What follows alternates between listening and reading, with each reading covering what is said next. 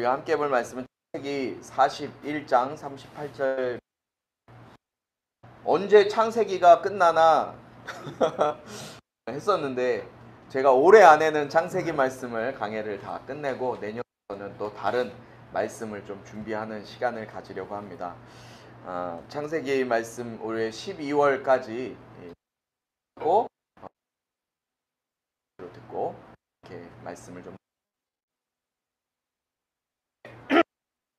유다와 요셉의 삶을 좀 들여다.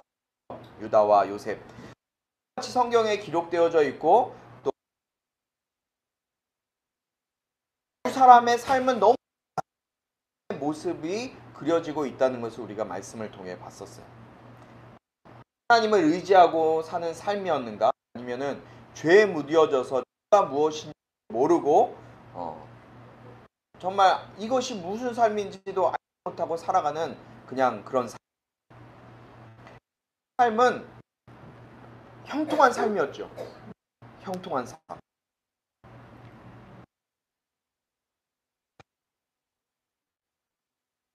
그 삶이 요셉의 삶이었어요.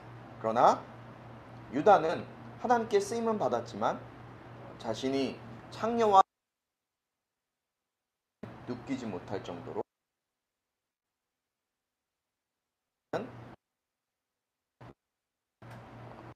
마치 이런 하고 있어요. 분별력이 없는 시대를 살아가고 있어요. 성도들도 마찬가지고, 아니고 죄가 무엇인지, 무엇이 잘못되고 무엇이 말씀대로 하나님의 말씀에 옳은 것이 분별하지 못하는 시대를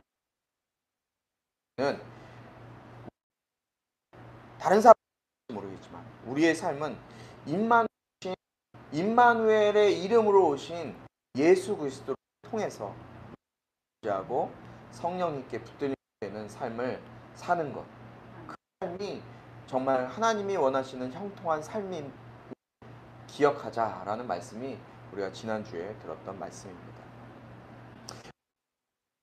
이 3 말씀인데요. 41장 우리가 함께 오늘 보게 될 겁니다. 우리 먼저 41장 38절 말씀을 먼저 한번 같이 읽도록 하겠습니다. 창세기 41장 3절 말씀이에요. 함께 읽습니다. 바로가 자기 신하들에게 말했습니다. 우리가 이 사람처럼 하나님의 영이 있는 사람을 있게 다시 신하들에게 말했습니다. 이 사람처럼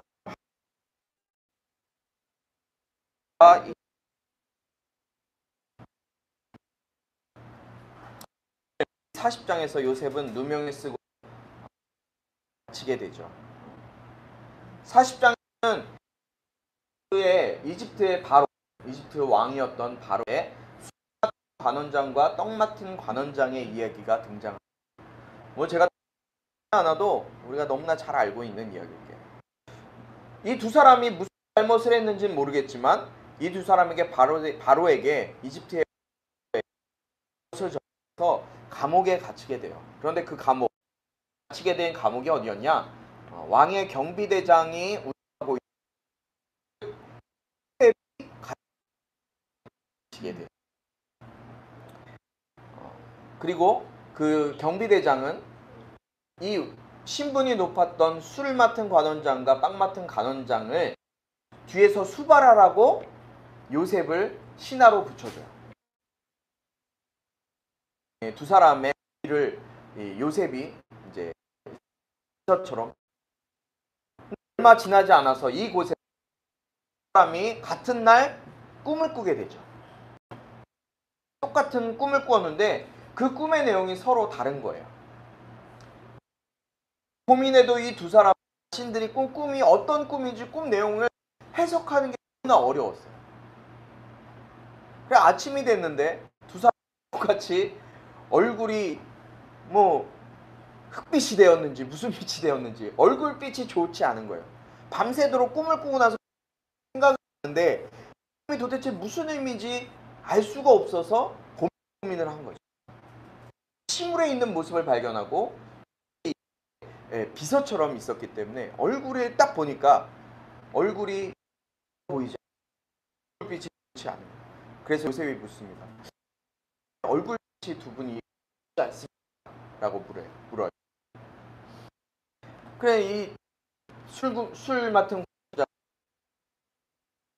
꿈을 꾸었는데 밤새 이 사람이서 아무리 고민을 해도 해결되지 않아서 이렇게 져 있다라고 얘기를 하는 거예요. 무슨 의미인지 모른다.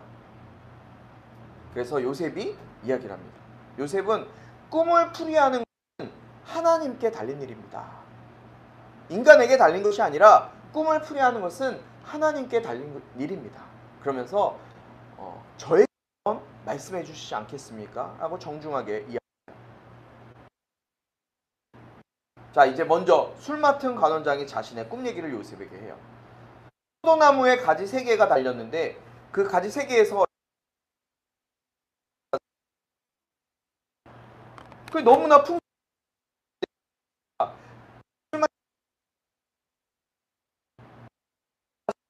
바로 이 포도 들어서 이 꿈 이야기를 듣자마자 꿈 해몽을 하는 거예요. 이 꿈 내용은 이렇습니다. 포도에서 당신을 복권 다시 당하실 것입니다. 여러분 술 맡은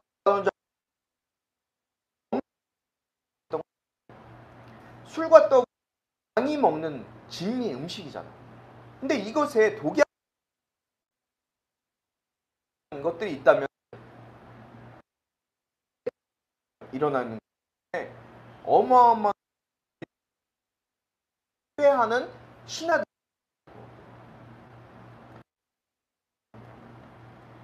이것을 이 술 맡은 관원 굉장히 좋게 그리고 고맙네 그러고서 꿈 얘기 해몽을 들으니까 마음이 편해지고 이제 그 이야기를 듣고 만드는 이 관원장이 이에 얘기를 합니다.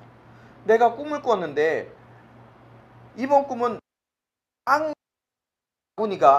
바구니가 3개가 이렇게 있는데 이 바구니 안에 빵이 있는데 조금 있으니까 그 메뉴에 있는 새들이 와서 다 쪼아먹는 거야. 아 이런 꿈 꿨네. 요셉이 좀 이런 이야기를 좀 지혜 있게 하면 좋을 텐데 요셉은 굉장히 직설적이었던 것 같아요. 또 동일하게 얘기해요. 주인이시여 이 꿈이었습니다. 빵 바구니 3개는 빵을 새들이 쪼아먹은 것은 왕의 숙당하고 목이 베어서 죽고 빵 맡은 관원장이 속이 얼마나 타들어갔겠습니까? 술 맡은 관원 그러면서 요셉이 이 술 맡은 관원장이 하죠. 일이 잘 풀리면 기록되어 있어요. 일이 다고 약속해 주십시오. 제게 은혜를 베풀어서 바로 감옥에 라고 부탁을 해요. 그걸 구하는 게 아니라 잘 되면 나가시면 좀 기억해달라 얘기를 하는 거예요.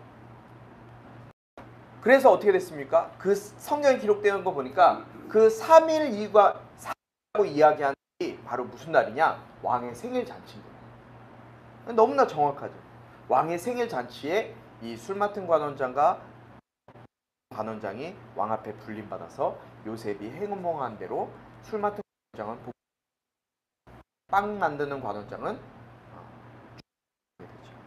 그런데 술 맡은 관원장에게 요셉이 부탁하기를 기억. 그런데 너무나 깊은 술 맡은 관원장이 까맣게 잊어버려요. 까맣게 잊어버리고 맙니다. 이렇게 해서 40장 말씀이 딱 끝이 나요. 41장부터는 그로부터 2년이 지난 다음에 이번에는 누가 꿈을 꿨냐? 바로가 어떤 꿈을 꿉니까? 나일 강가에 서 아름답게 생긴 아주 살찐 암소 7마리가 떠먹고 있는 거예요. 그런데 그 뒤에 암소 7마리가 올라와서 살 아름다운 암소 7마리를 잡아먹는 거예요. 두 번째 꿈은 토실토실하고 굵은 이삭 7개가 있었는데 마르고 시든 이삭이 굵은 이삭을 삼켜버리는 꿈. 왕이 얼마나 이 꿈이 생생하든지 모든 또 지혜자들을 불러서 이 꿈 해석할 수 있는 사람들이 없었어요. 여러분, 당시에는 이집트 문명이 얼마나 대단했냐면요. 제가 이 아브라함 때 말씀을 드렸어요. 아브라함이 처음에 창세기 14장이죠. 이집트로 갔을 때 뭐가 있었냐? 피라미드가 상상되세요, 여러분? 이미 이집트 국가가 돼서 그 어마어마한 피라미드가 있었어요. 제가 이집트 박물관에 가서 그 이집트 선교사님을 통해서 얘기를 들었어요. 거기에 있는 고대 유물 보면서 구약의 말씀들을 접목시켜 보니까 이건 어마어마하게 이집트의 문명이 빨리 발전했다는 거예요. 지금 아브라함이 아니라 아브라함과 이삭과 야곱과 요셉의 수백 년이 지난 후의 이야기라고요.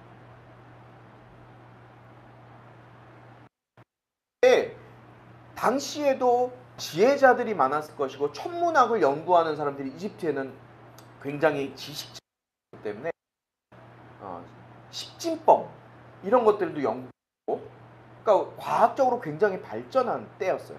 그러니까 이 꿈을 해석 보통 아주 많은 지식을 갖고 있었고 연구가 활발했던 상황이에요.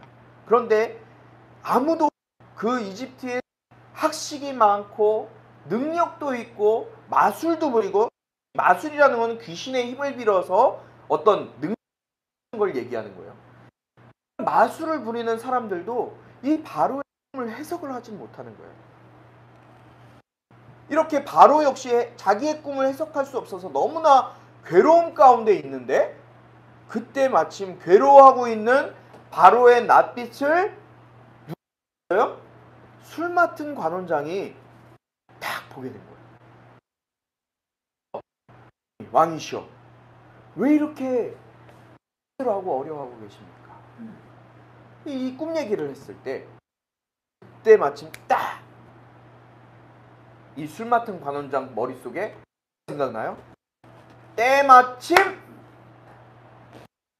감옥에서 자신의 꿈을 해몽해 주었던 기억이 나는 거예요. 그래서 요셉을 기억해내고 바로에게 감옥에서 있었던 일들을 이야기하니까 이 바로가 그 히브리 청년 요셉 그를 빨리 명령하게 돼요. 요셉을 감옥에서 꺼내게 하고 수염을 깎이고 입히고 바로에게 오게 하죠. 그리고 바로의 꿈 이야기를 요셉이 이제 해요. 꿈 이야기를 들은 요셉이 46절의 말씀 속에 이렇게 기록하고 있어요. 제가 하나님께서 바로께 평안한 대답을 주실 것입니다. 뭐라고요? 제가 아니라 하나님께서 바로께 평안한 대답을 주실 것입니다. 자신의 지혜가 아니라 하나님께서 하실 것이라는 고백을 하고 있는 거예요. 바로의 꿈 이야기를 들은 요셉이 또 42절, 25절에 이렇게 얘기하고 있어요. 요셉이 바로의 꿈은 다 같은 것입니다. 하나님께서 일을 합니다 라고 하면서 바로의 꿈을 해석하게 되는 거죠. 여러분, 바로의 꿈이 어떤 꿈이에요? 우리가 잘 아는 7년 동안 풍년이 있고 그 이후에 7년 동안 이룰 수 없는 말할 수 없는 흉년이 생긴다. 41장 32절 말씀 기록 함께 읽겠습니다. 시작. 이 꿈이 반복이나 반복해 보인 것은 이 일을 하나님께서 것이기 때문입니다. 네. 꿈을 뭐예요?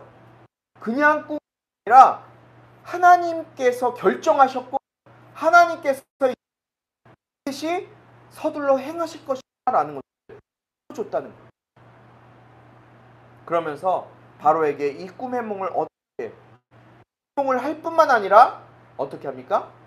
어떻게 이 문제들을 해결하고 어떻게 해야 할지한 해결책 자세하게 조언하게 되죠.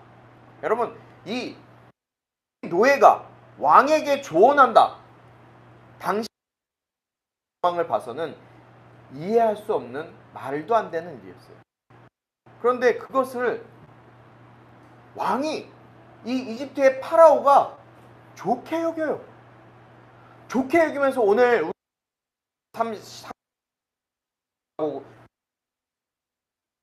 요셉의 지혜에 대해서 감동해서 이렇게 고백해요. 이 사람처럼 하나님의 영이 있는 사람은 찾을 수 없다. 찾을 수 있겠느냐? 라고 말하는 거예요. 개역개정가 하나님의 영에 감동된 사람. 그게 무슨 뜻이에요? 하나님의 영에 감동된 사람?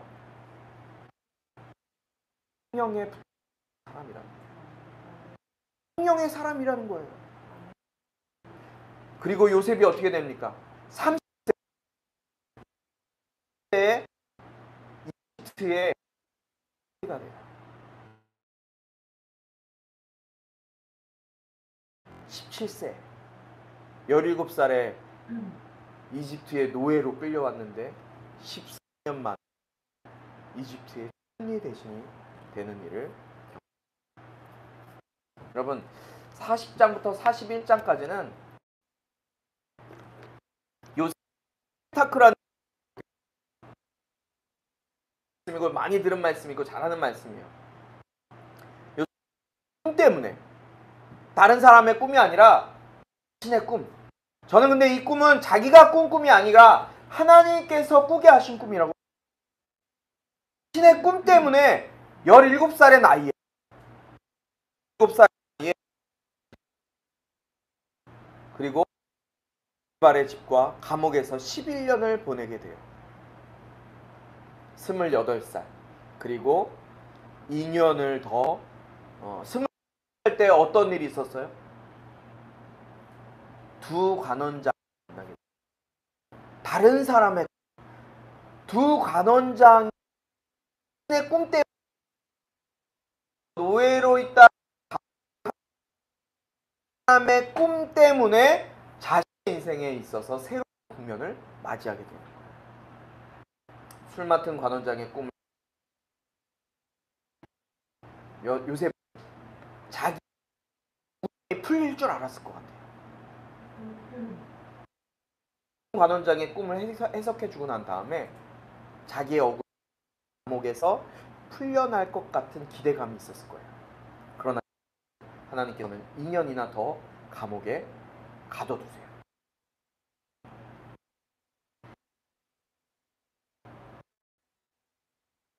그곳이면 그곳이 항상 모든 일에 임했어요. 그리고 의지했어요. 우리는 그 사실을 우리발의 감옥에서 그리고 그 이후의 삶을 알고 있어요. 하지만 요셉의 삶은 이런 자리를 해야 어떤 누명을 자신을 기억해 주어야 하는 그 술 맡은 관원이 자신을 까맣게 잊어버리는 그 고난의 연속, 풀 수 없는 그 실타래, 얽혀버린 그 실타래 같은 자신, 그 인생 같아 보이는 그 인생을 여러분 뭔가 풀지 않는 성공하지 않았어요. 그러나 하나님께서 요셉과 함께 하지 않아 보이는 이 사건 때문에, 사건으로 인해서 요셉은 오히려 앞으로 나아가고 있는. 여러분, 만약 술 맡은 관원장의 해석해주고 술 맡은 관원장이 그때 요셉을 기억해내면 어떻게 됐을까요? 혹시 그 상상해 보셨어요? 상상해 보셨어요? 만약에 요셉이, 그 술 맡은 관원장이 요셉을 기억해서 요셉을 감옥에서 2년 갔다면 요셉이 어디에 있었을까요? 보디발의 집에 가는 거 쉽을 것 같아요. 이집트가 보통 넓은 당시에는 지금의 아프리카를 다 포함하고 있는, 남수단까지도 포함하고 있는 이집트 땅이었거든요. 그 넓은 땅에서 요셉을 찾을 수 있었을까요? 못했고 기억도 못했을 것 같아요. 입장에서 하나님이 꿈을 하나님께서 더 옥에 가둬두심으로 인해서 오늘 요셉 모습을 보면서 깨달은 것이 뭐? 요셉이 겪고 있는 이 시련, 우리 눈으로 볼 때는 냉혹하리만큼 처절한 산을 풀과 어려운 인생, 형들의 이런 것으로 이집트의 노예로 팔려 하나님 안기 위해서, 범죄하지 않기 위해서 안주의 그 성적인 유혹을 뿌리치지만 요셉에게 나온 건 뭐예요? 불안 누명으로 감옥에 가는 거예요. 그러나 이 시간들을 통해서 하나님께서는 요셉이 하나님의 계획을 이루기 위한 연단과 훈련의 시간이었다는 사실을 우리는 기억하고 있습니다. 또한 하나님께서는 언제나 요셉에게 새로운 일거리를 주셨어요. 요셉은 그 일이 잘 되건 잘 되지 않건 주님께서 주신 일에 자신의 최선을 다해서 성실하게 자신의 책임을 다하는 모습을, 주인에 대한 신뢰, 그것에 어려운 역경 속에서도 하나님을 원망하는 것이 아니라 묵묵히 주님을 신뢰하면서 완수해 나가는 모습이 바로 요셉의 인생. 하나님의 영에 감동된 사람,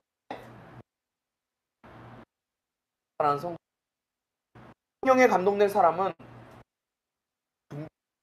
뿐만 아니라 지금 처해져 있는 상황과 환경에 불평과 불만을 늘어놓은 인생이 주신 상황에 감사하면서 막일에 다하는 삶을 사는 그 인생을 하나님께서는 사실이에요. 사실 제 고백을 할게요. 제가 지난 주간에 너무너무 힘이 들었어요. 백신 2차 접종 할 수 없는 고난이 찾아왔어요. 종이 인형이라고 놀릴까봐. 뭐 2차 접종 다 우리 처가 식구들은 아무, 부모님들도 문제 없이 넘어갔는데 저는 밤이니까 할 수 없는 그 오한 통증 힘들더라고요. 그래서 제가 산모한테 여보 내일 좀 나 대신 수업을 해줄 수 없겠어? 할 정도로 제가 감당해야 될 일이 너무 많은 생각이 드는 거예요. 그리고 우리 살 때도 제가 입으로 여보 나 너무 힘들다. 진짜 힘들다. 카페도 해야 되고 방문도 해야 되고 상담센터도 해야 되고 설교 준비도 해야 되고 찬양 준비도 해야 되고 많다라고 힘든 마음 어떻게 할 수 없어서 너무 이렇게 자주 섞인 내뱉고 하지만 힘든 마음을 했었어요. 그런데 그날 밤 어떤 목사님과 대화가 하나님께서 주시는 말씀이 제 마음속에 딱 그 말씀이 바로 고린도전서 10장 13절 말씀이에요. 우리말 성경으로 먼저 읽겠습니다. 함께 읽을까요? 시작. 여러분은 감당할 수 있는 시험을 없습니다. 하나님은 신실하셔서 여러분이 감당치 못할 시험을 하지 않으시며 시험을 당할 때도 피할 길을 마련해 주셔서 할 수 있게 하십니다. 아멘. 이 말씀을 저한테 주시는 거예요. 그리고 오늘 이 창세기 설교 준비하면서 다시 한번 저를 돌아보더라고요. 내 입술로 범죄하는 것 같아요. 하나님께서는 분명히 감당하지 못할 시험을 주시지 않는다 그랬어요. 감당할 힘도 주시고 피할 길도 주시는 분이 하나님이세요. 주님 먼저 이 요셉의 말씀과 저에게 깨닫게 하시더라고요. 성령의 감동된 사람은 저는 성령에 감동된 사람이고 싶어요. 성령에 감동된 사람은 지금 내게 닥쳐 있는 상황과 나의 일이 힘들고 어려운 일일지라도 그 맡겨질 때 성실히 최선을 다할 때 하나님께서 그를 통해서 일하시고 역사하는 것을 제가 비록 하고 있는 지금의 인생길이 치밥길 같고 험한 삶 같은 그 고난의 길일지마도 그런 길일지 모르겠지만 내 성령에 감동되어서 주님이 보증 예수님께서 이미 우리의 모든 것을 하셨으니 주님 안에서 유하고 즐거워할 수 있는 능히 감당할 수 있는 힘 있는 저와 여러분의 삶이 이름으로 축원합니다. 아멘. 그것이 오늘 주님이 우리는 말씀. 아멘. 감사합니다. 살프고 고난과 같은 그런 삶의 모습이 보일지도 모릅니다. 그러나 그때 좌절하고 낙심하고 불평하고 원망하는 것이 아니라 요셉과 같이 자신이 맡겨준 그 상황에서 하나님을 예배하고 하나님을 바라보고 하나님께서 행하실 일들을 기대하면서 감사하며 믿음으로 담대히 나아갈 수 있는 우리의 삶이 될 수 있게 도와여 주시옵소서. 우리가 감당할 시험에는 지지 않는다고 말씀하셨사오니 우리에게 능히 이겨낼 힘을 주시고 피할 길을 내어주셔서 하나님께서 우리에게 맡겨주신 나에게 맡겨주신 인생길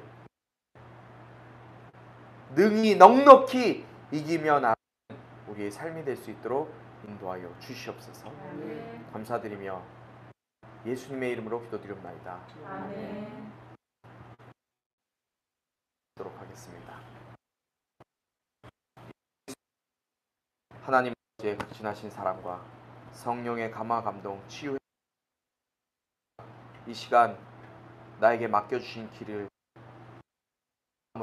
기쁨으로 예수의 이름으로 감당하기로 작정하며 나아가는 모든 심령들 가운데, 북한의 제학교회 성도들과 사랑하는 조국 대한민국 가운데 지금부터 영원토록 함께하기를 축원하옵나이다. 아멘.